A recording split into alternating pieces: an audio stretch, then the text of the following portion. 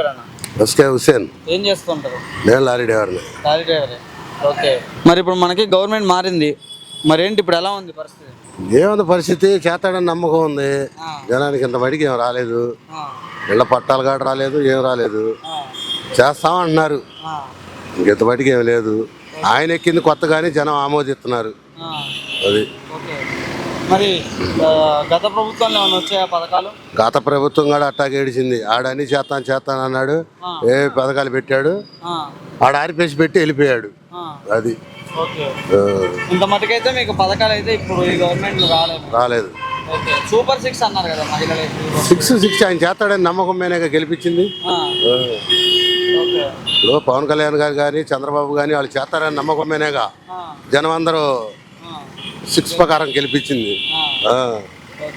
అది ఆ ఇసుక ఫ్రీ అన్నాడు. ఇంతమటికి మేము టిప్పర్ డ్రైవర్లం, ఇంతమటికి మా టిప్పర్లు కదలలేదు, మా ఓనర్లు మొల్లబడి ఉన్నారు, మేము మొల్ల కూర్చొని ఉన్నాం.